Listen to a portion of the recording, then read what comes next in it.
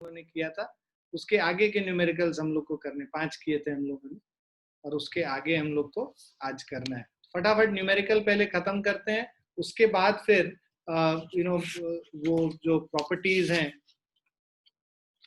Classification of magnetic material, वो थोड़ा theory part है, तो उसको जल्दी जल्दी निपटा लेंगे, 2-3 क्लास लगेगा उसमें, और फिर हम लोग इलेक्ट्रोमैग्नेटिक इंडक्शन और एसी करंट स्टार्ट कर पाएंगे। मेरे ख्याल से तुम लोग सभी के एग्जाम में मैक्सिमम एसी तक ही आ रहा होगा, ऑल्टरनेटिंग करंट तक ही। ऑप्टिक्स तो किसी के इसमें नहीं आ रहा है ना? नहीं सर, ऑप्टिक्स नहीं आ रहा है। मैक्सिमम कहाँ तक आएगा, इलेक्ट्रोमैग्नेटिक इंडक्शन या एसी भी आ रहा है? सर एसी स्टार्ट हो गया हमारा, तो मैम ने बोला वो आएगा। अच्छा, तो हाफ ईयरली में हम लोग के ऑल्टरनेटिंग करंट तक का गोल है ना? तुम लोग का बेटा ये सीराम मिलेनियम, आप लोग का क्या है?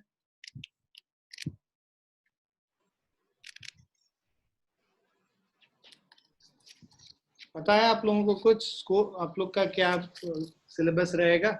चेक कर रहा हूँ, मैं बता रहा हूँ। तो आ गया सिलेबस? अभी तक आया नहीं है। वैष्णवी टेस्ट का टेस्ट का नहीं बेटा, टेस्ट का तो हम लोग सिलेबस खत्म कर चुके हैं मेरे ख्याल से। कौन सा? हाफ ईयरली का क्या है सिलेबस हमारे लिए, कहाँ तक है? तो वो हमें बताया नहीं है स्कूल। अच्छा, वैष्णवी आपका कहाँ तक आएगा हाफ ईयरली में? अपने वो तो नहीं आएंगे ना। हमारा हाफ ईयरली नहीं है, बट वो एक टेस्ट ले रहे हैं जिसमें चैप्टर 4, चैप्टर 5 और चैप्टर 6 हो। तो दैट मींस एसी तक हो गया ना, चैप्टर 6 तो एसी ही है ना? Yes sir. And when is that test, Vaishnavi? So on 23rd। 23rd August only? Yes sir. Yeah, we will not be able to do that. And what about Anvesha, आपका कहाँ तक है, क्या सिलेबस? तो अभी हमें हाफ ईयरली का तो नहीं बताया है, बट 24th को हमारा यूटी है, UT2। क्या पूछ रहे हैं उसमें? MCQ बेस्ड है, तो उसमें चैप्टर 3 एंड चैप्टर 4 में टोरॉइड तक। चलिए, वो तो हम लोगों ने कर लिया है। कुशल, तुम्हारा कोई एग्जाम हाफ ईयरली आने वाला का है? नहीं सर, नहीं अभी कुछ नहीं बताया। ईशान, तुम्हारा क्या है हाफ ईयरली का? कह रहे आवाज कट गई ईशान, आवाज नहीं आई बेटा। तुमने मुझे भेजा भी है हाफ ईयरली का सिलेबस। अच्छा भाई साहब, तो पूरा ही 8 सितंबर। इन्होंने तो पूरा लिख दिया भाई, ये तो रे ऑप्टिक्स भी लिख रहे हैं, alternating current ray optics. Yes sir, वो भी कितने तारीख को होगा बेटा? कह रहे कि 7 सितंबर या 8 सितंबर। अभी तक डेट शीट आई नहीं है, मगर लिखा है कि स्टार्ट फर्स्ट वीक ऑफ सितंबर से है। चलो हम लोग कोशिश करेंगे ऑल्टरनेटिंग करंट तक का। रे ऑप्टिक्स वाला पोर्शन तुम एक बार खुद से देख लेना, है ना? यस सर, वो तो सर वहां तक हम नहीं पहुंच पाएंगे। Yes sir. ठीक है, विल ट्राई, देखते हैं। चलिए आगे हम लोग बढ़ते हैं फटाफट, थोड़ा स्पीड अप बढ़ाते हैं हम लोग अपना।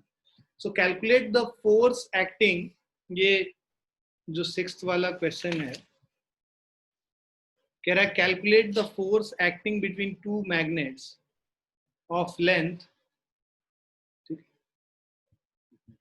15 centimeter each and pole strength 80 ampere meter each, when the separation between the north pole is 10 centimeter and that between south pole is 40 centimeter.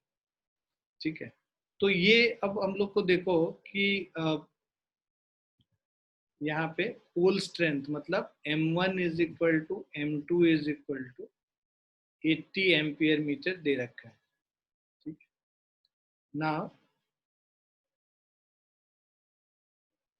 Force acting between two magnets, तो अब देखो सारे forces निकाल लो, मतलब पहले N1 और S2 के बीच में फोर्स निकाल लो, उसके बाद N2 और S1 के बीच में, तो ये अट्रैक्टिव फोर्सेस हो गए।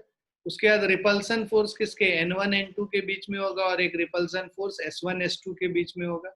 अट्रैक्टिव फोर्स और रिपल्सिव फोर्स ये सब कैलकुलेट करके नेट फोर्स आप निकाल सकते हो। तो बेसिकली तुम पहले क्या निकालोगे, force of attraction between N1 and S2, So this is F1 is equal to mu naught by 4 pi. Formula होता है mu naught by 4 pi into m1 m2 by r square. Mu naught by 4 pi 10 to the power -7. m1 m2 मतलब 80 into 80 divided by जो distance है इनके बीच में, जो ये देखो n1 और s2 के बीच में डिस्टेंस 15 और 10 25 सेंटीमीटर है, तो मतलब 0.25 का होल स्क्वायर. तो ये कैलकुलेट करोगे तो ये आ जा रहा है हमारा 0.01024 न्यूटन आ जाएगा, राइट. उसके बाद हम लोग निकालेंगे force of attraction between N2 and S1. तो इसमें जो F2 है this is equal to mu naught by 4 pi into m1 m2 by r square. Same है, F2 का वैल्यू भी सेम होगा 0.01 क्योंकि N2 और S1 के बीच में भी डिस्टेंस सेम ही है ना, तो सेम हो गया ये. अब इसके बाद हम लोग निकालेंगे force of repulsion. So force of repulsion between north and north N1 N2 is equal to mu naught by 4 pi m1 m2 divided by ये डिस्टेंस कितना है 0.1 का 10 सेंटीमीटर है, 0.1 का स्क्वायर कर देंगे. सो इसको सॉल्व करेंगे तो 0.064 न्यूटन आ गया. और उसके बाद फिर से ये F3 कर लेते. Force of repulsion between S1 and S2. This is mu naught by 4 pi into m1 m2 by r square. तो ये कितना है 40, 0.4 का होल स्क्वायर कर देंगे. So this will be equal to 0.004 Newton. तो अब नेट फोर्स जब निकालना होगा तो एट्रैक्टिव फोर्स को ऐड करेंगे और सब रिपल्सिव को सब्ट्रैक्ट करेंगे, मतलब F1 plus F2 minus of F3 plus F4. So F1 plus F2 0.01024 into 2 कर लेंगे, माइनस ऑफ इन दोनों को ऐड कर लो तो 0.068 हो गया. इसको सॉल्व करेंगे so this is minus of 0.04752 Newton. तो नेगेटिव है मतलब रिपल्सिव है बेसिकली. अप्रोक्सीमेटली इसको माइनस ऑफ 0.048 न्यूटन लिख सकते हैं. माइनस साइन किसके लिए? Repulsive force. क्लियर है?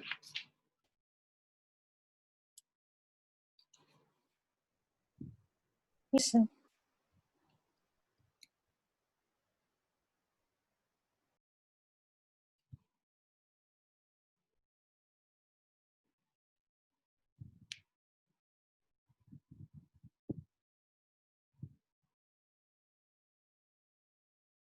लिख लिया सबने?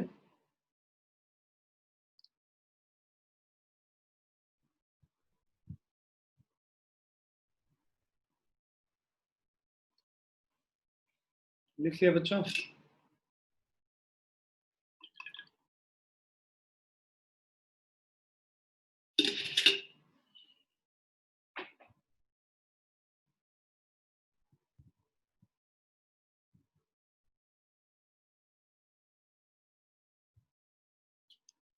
लिख लिया सभी ने? Yes, sir. Yes, sir. The Earth's magnetic field at the equator is approximately 0.4 Gauss. 0.4 Gauss का मतलब टेस्ला में कन्वर्ट करेंगे 10⁻⁻4 टेस्ला से मल्टीप्लाई हो जाता है। तो basically magnetic field B is equal to 0.4 G और 0.4 इंटू 10⁻⁻4 टेस्ला हो गया। ठीक है, अब estimate the earth's dipole moment. तो बेसिकली तुम अगर ये मैग्नेटिक फील्ड है, हमें पता है कि डाइपोल मोमेंट किसी भी मैग्नेट का, हम लोग इसको अर्थ को एक मैग्नेट मान लेते हैं, तो उसका magnetic field B is equal to μ0/4 pi into m/d³ होता है। ठीक है, तो यहाँ पे d बेसिकली क्या है, डिस्टेंस, ये रेडियस ऑफ अर्थ आ जाएगा। सो दिस इज μ0/4 पाई 10⁻⁻7 हो गया। हम लोग को अर्थ का डाइपोल मोमेंट m निकालना है और d मतलब रेडियस ऑफ अर्थ हो गया। Radius of earth is basically 6.4 into 10⁻6 raise to the power 3 हो गया।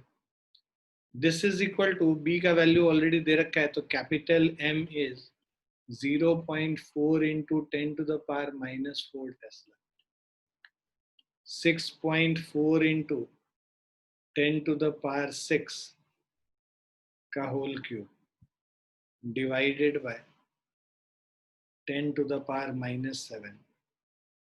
तो कैपिटल M जो हो जाएगा 1.05 into 10⁻23 ampere metre square.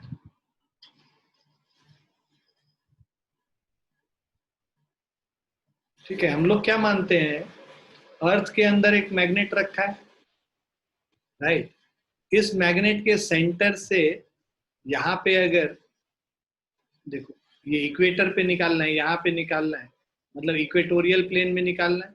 Equatorial plane में magnetic field B is μ0/4 pi m/d³। d³ मतलब यहाँ सेंटर से जो डिस्टेंस d है वो क्या है, रेडियस ऑफ अर्थ ही है। क्लियर है? Yes sir. तो डाइपोल Yes. मोमेंट हम लोग को निकालना था अर्थ का m, वो हम लोगों ने निकाल लिया यहाँ।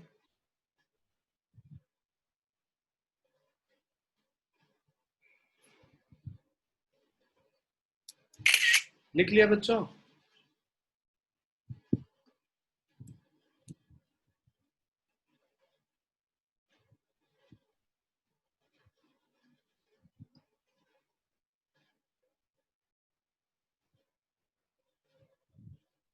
लिख लो बच्चों जल्दी।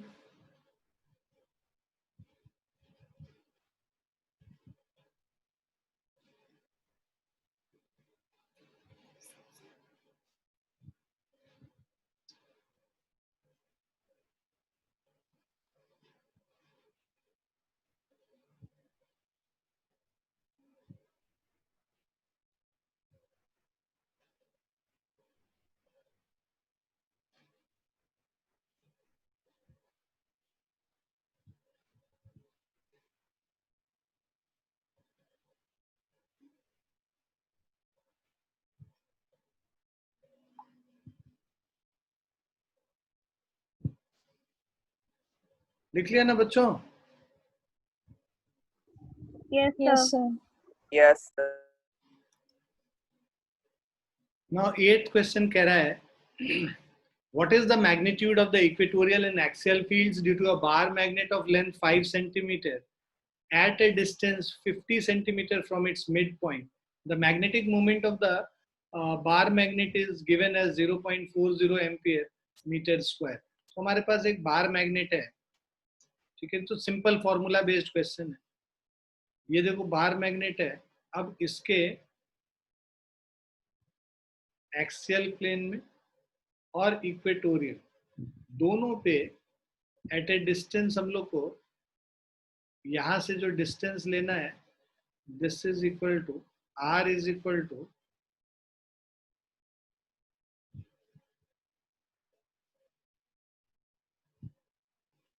50 centimetre.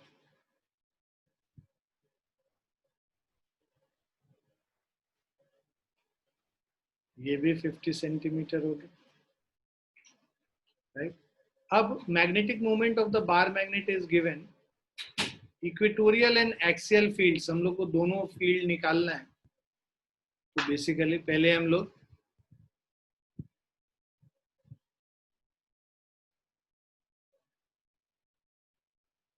Magnetic field, equatorial field अगर हम निकालेंगे is equal to mu naught by 4 pi m by D square plus L square 3/2। अब यहाँ पे देखो L क्या है, D is 50 centimetre, L is 5 centimetre. Now since we have, ठीक है, सॉरी ये जो है पूरा 2L है बेसिकली। तो बेसिकली अभी हमारा क्या है, L इज 5/2 हो जाएगा। तो since D is very very large than L, तो इसको हम लोग रिप्लेस कर लेंगे mu naught by 4 pi m upon D cube हो जाएगा। इक्वेटोरियल की वजह से mu naught by 4 pi 10 to the power -7, m का वैल्यू 0.40 दिया हुआ है, डी क्यूब मतलब 0.5 का क्यूब हो गया। ये वैल्यूज अगर हम डालते हैं, so this is 3.2 into 10 to the power -7 tesla. Now axial plane पे अगर हम बात करेंगे, या axial field is equal to mu naught by 4 pi m mu naught by 4 pi 2m upon D cube होता है, because d is greater than, very very greater than L।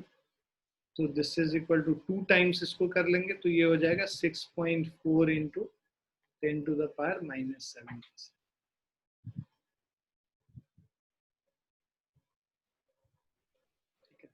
तो इसका इंफॉर्मेशन इसीलिए दिया हुआ था कि आप जज कर सको कि D जो है L से बड़ा है या नहीं।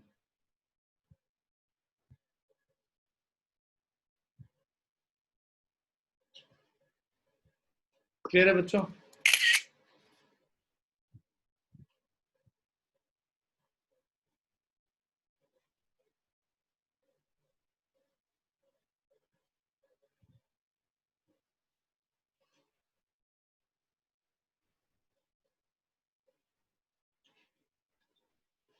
लिख लिया सबने? Yes sir. Yes, sir. An electron in an atom revolves around the nucleus in an orbit of radius 0.5 angstrom. तो हमारा जो रेडियस है ऑर्बिट का ये 0.5 angstrom. So this is 0.5 into 10 to the power -10 metre होता है अगर हम मीटर में कन्वर्ट करेंगे। और calculate the equivalent magnetic moment if the frequency of revolution of electron is, so frequency of revolution f is equal to 10 to the power 10 megahertz। तो hertz में करेंगे तो 10 to the power 16 हर्ट्स हो जाएगा, megahertz मतलब 10 to the power 6 होता है, right. अब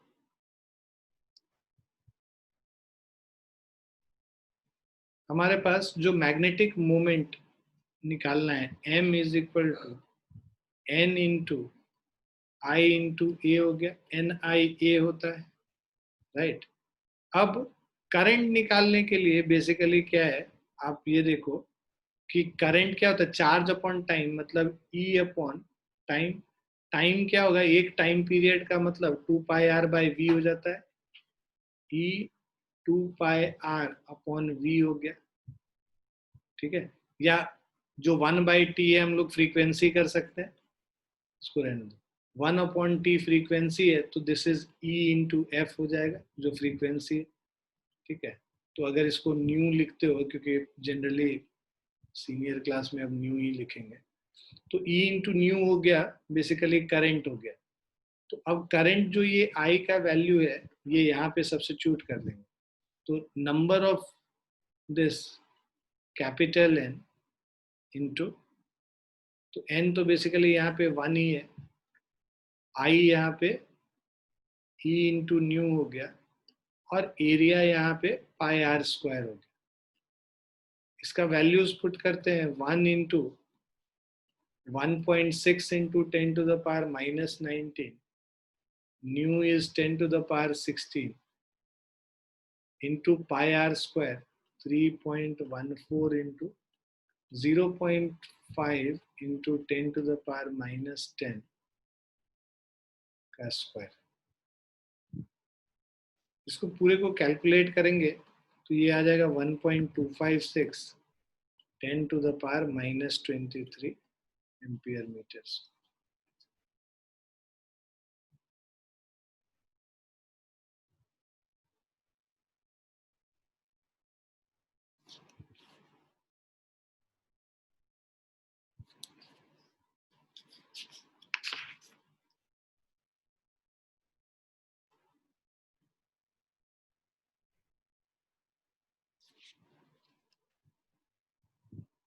क्लियर है बच्चों?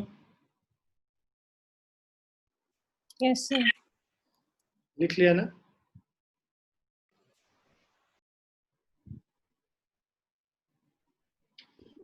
Yes sir.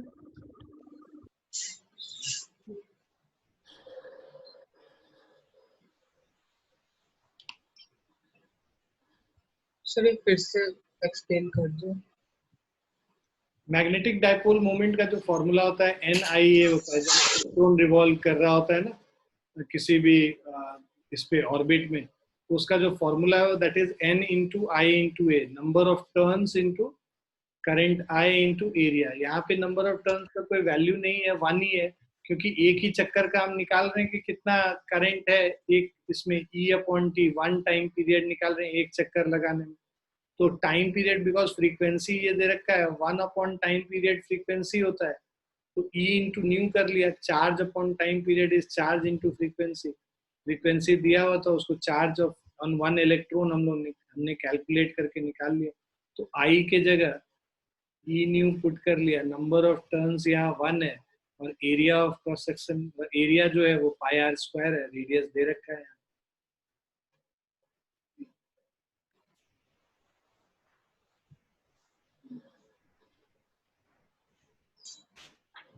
आ रहा समझ में? Yes sir. लिख लिए? हाँ सर।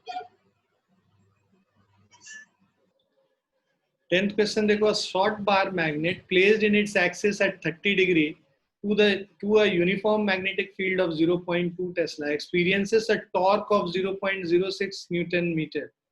Okay, so एक छोटा बार मैग्नेट है, placed with its axis at 30 degree to the, तो थीटा दे रखा है 30 degree to a uniform magnetic field B is equal to 0.2 Tesla experiences a torque, torque दे रखा है 0.06 newton metre. Calculate magnetic moment of the magnet, what orientation of magnet correspond to its stable equilibrium in the magnetic field. तो हम लोग को पता है कि torque is equal to M cross B होता है, torque is equal to M cross B या torque is equal to MB sine theta. So ये वैल्यूज अब डाल लेते हैं हम लोग, तो मतलब 0.06 इज इक्वल टू M निकालना है 0.2 इंटू साइन 30 डिग्री।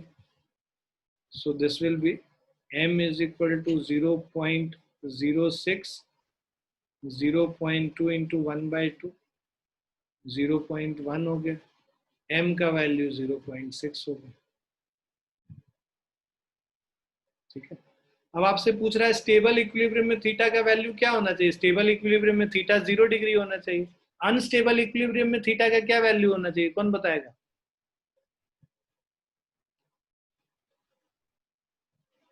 बताओ। बिल्कुल पढ़ाई पे ध्यान नहीं देते तुम लोग, क्या करते हैं पिछली क्लास में सब कूड़ा हो जाता है।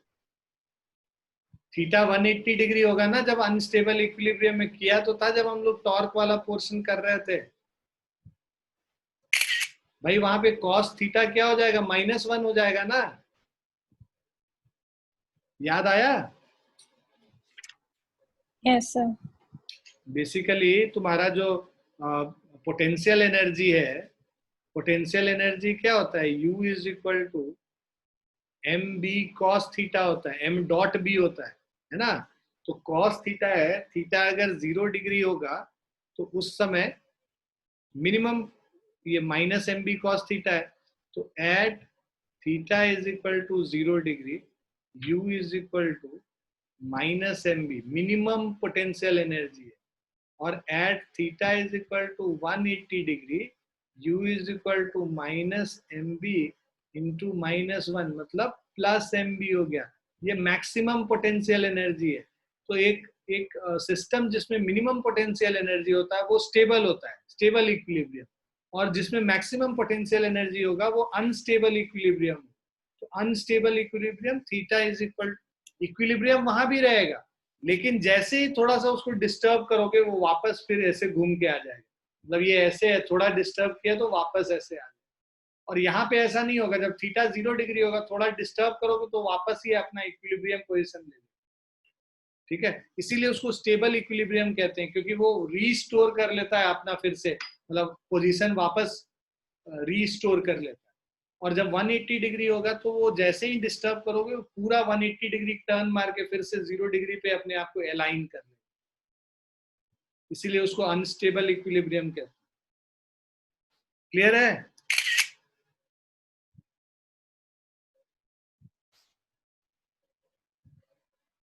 क्लियर है बच्चों? Yes sir. Yes, sir.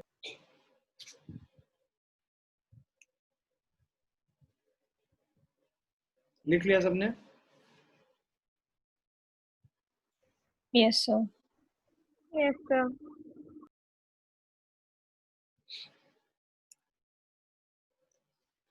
Next question देखते हैं। ये कह रहा है an electron moves around a nucleus in a hydrogen atom. ठीक है, so an electron moves around a nucleus in hydrogen atom of radius 0.51 angstrom with a velocity of 2 into 10 to the power 6 meter per second. Okay, so R is equal to 0.51 angstrom, 0.51 into 10 to the power -10 meter हो गया। Velocity v is equal to 2 into 10 to the power 6 meter per second हो गया। Calculate the equivalent current due to orbital motion. तो basically current क्या है, I is equal to E upon T है। ये हम लोग किए कर भी रहे थे तभी। E मतलब circumference 2 pi r by v कर लेंगे तो टाइम निकल जाएगा, distance by speed. So this is EV upon 2 pi r. तो E का value 1.6 into 10 to the power -19. V is 2 into 10 to the power 6 divided by 2 pi r, 2 into 3.14, 0.51, 10 to the power -10। ठीक है, इसको cancel किया 10 to the power -9। ठीक है, सो ये 2 और 2 कैंसिल हो गया।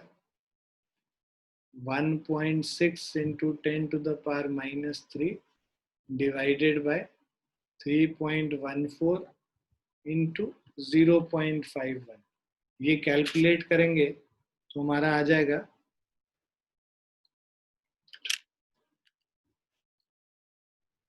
3.14 into 9.5, अप्रोक्सीमेटली ये 1.6 ही आता है। तो ये जो है, ये दोनों जो है कैंसिल हो गया, तो मतलब 10 to the power -3 एंगस्ट्रॉम। अब ये सेकेंड वाला, sorry 10 to the power -3 ampere हो गया। सेकेंड वाला जो है कह रहा है magnetic field produce at the centre of nucleus. तो magnetic field B is equal to, rotating current की वजह से मैग्नेटिक फील्ड क्या होता है, μ0 I upon 2r होता है, राइट। इसका वैल्यू पुट कर लो। म्यू नॉट है 4 pi into 10 to the power -7, current है हमारा 10 to the power -3 upon 2r, मतलब 2 इंटू 0.51 10 टू द पावर -10। तो ये देखो -10 ये कैंसिल हो गया, 4 पाई अपॉन 2 इंटू 0.51 मतलब ये 12.3 टेस्ला हो जाए।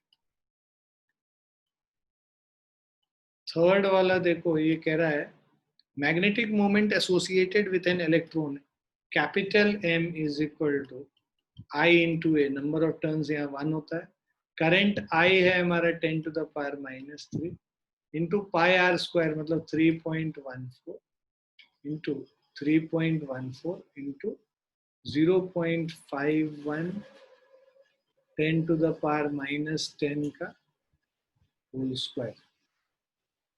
ये कैलकुलेट करेंगे हम लोग तो ये आ जाएगा 8.16 10 to the power -24 ampere metres.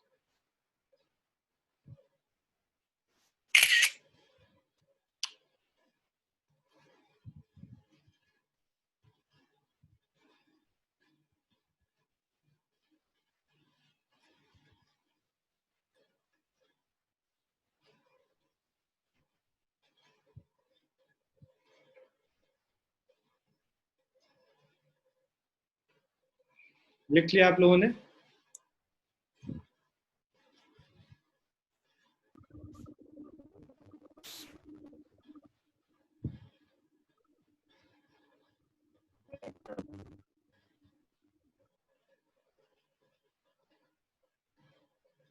लिख लिया बच्चों?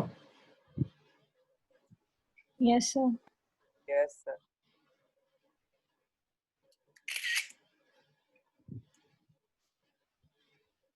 Twelfth question: a short bar magnet of magnetic moment 0.9 joule per Tesla. So basically, magnetic moment M is 0.9. With its axis at theta degree to a uniform magnetic field, theta is equal to 30 degree. It experiences a force, torque, tau is 0.063. So 0.063. Okay. Now calculate the magnitude of magnetic field. So basically torque is equal to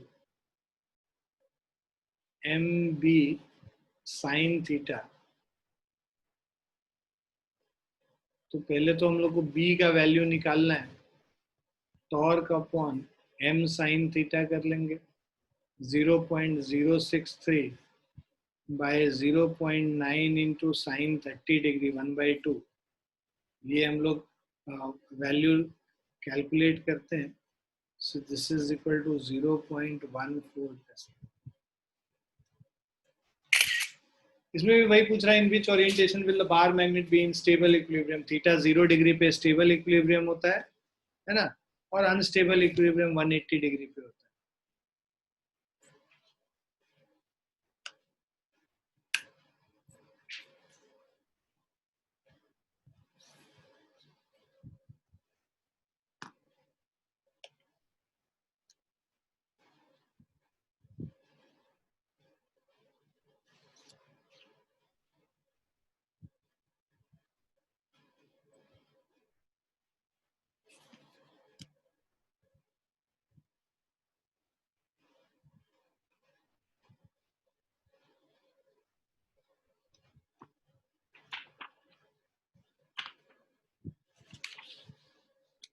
clear है बच्चों?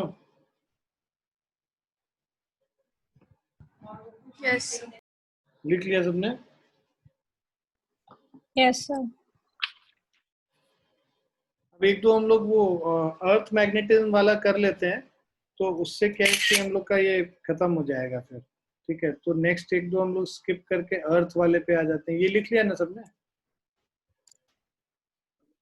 Yes sir. ये earth वाला एक देखो, ये example, यहाँ पे magnetic needle free to rotate in a vertical plane parallel to the magnetic meridian has its north tip down 60 degree with the horizontal. मतलब कि देखो हम लोगों ने ये एक डायग्राम तुम लोग को याद हो, ऐसा हम लोगों ने एक डायग्राम किया था। तो अगर हम लोग ये मैग्नेटिक मेरिडियन बनाते हैं, ये ज्योग्राफिक मेरिडियन हो गया, राइट। मैग्नेटिक मेरिडियन में ये जो नॉर्थ पोल का डायरेक्शन है मैग्नेटिक फील्ड का, ये हो गया, ये H हो गया, ये B हो गया और ये V हो गया, ठीक है। ये V था, ये H था और ये B है, ठीक है। अब ये जो एंगल है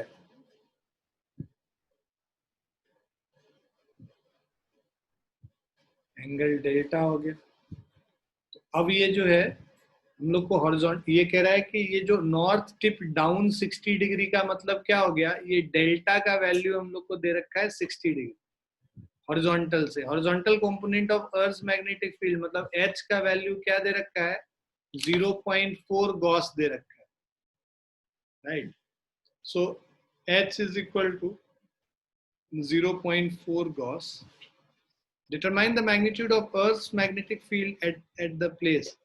तो मतलब नेट मैग्नेटिक फील्ड अगर हमें निकालना है, रिजल्टेंट R जो है ये हमें निकालना, मतलब बेसिकली इसको R लिख, ये R हो गया। तो R का वैल्यू निकालना है, राइट।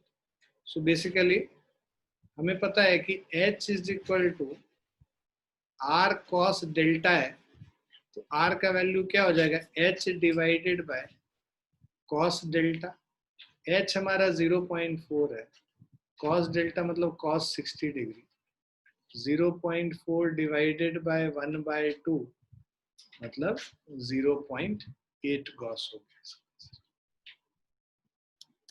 तो ये डायग्राम बस याद रखोगे ना तो सारा चीज मतलब क्लियर हो जाएगा उसके बाद।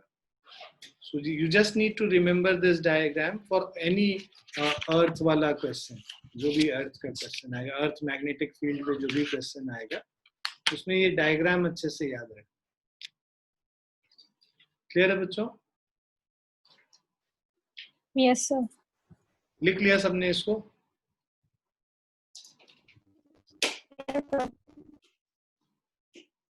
Yes sir. एक और क्वेश्चन हम लोग कर लेते हैं फटाफट। कह रहा है horizontal component of earth magnetization at a place. देखो ये हमारा H हो गया, ये V हो गया, R हो गया और ये डेल्टा हो गया। हॉरिजॉन्टल कंपोनेंट H का वैल्यू दे रखा है 3.6 into 10⁻⁻5 tesla and dip of the place मतलब डेल्टा का वैल्यू जो है 60 degree. Now obtain the vertical component and total intensity. V और R दोनों निकालना है हम लोगों को, ठीक है। तो पहले हम लोग अगर देखो कि tan delta is equal to V upon H होता है, तो बेसिकली V का वैल्यू क्या हो जाएगा, H tan डेल्टा। H का वैल्यू दे रखा है हमें 3.6 into 10⁻⁻5 tan 60 डिग्री मतलब √3 से मल्टीप्लाई कर लेंगे, तो मतलब ये हो जाएगा 3.6 √3 into 10⁻⁻5 है ना टेस्ला। ये हमारा V का वैल्यू हो गया। अब R का वैल्यू बोल रहा है, R का वैल्यू क्या हो जाएगा, अभी तुरंत हम लोगों ने देखा था H divided by cos delta मतलब 3.6 into 10⁻⁻5 divided by cos 60 degree 1/2 कर लो, 7.2 into 10⁻⁻5। क्लियर है बच्चों?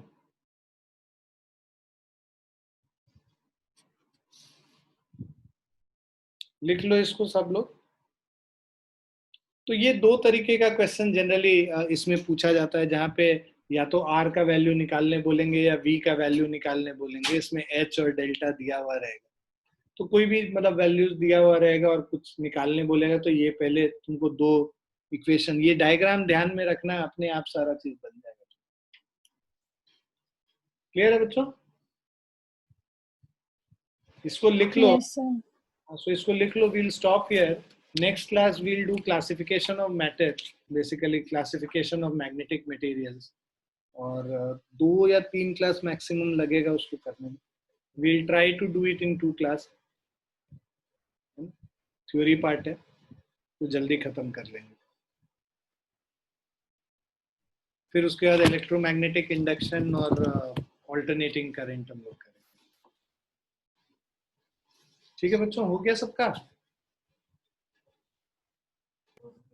Yes sir. चलो will stop here for the day. सबने लिख लिया ना? Yes sir. Yes, sir. सिद्धांत,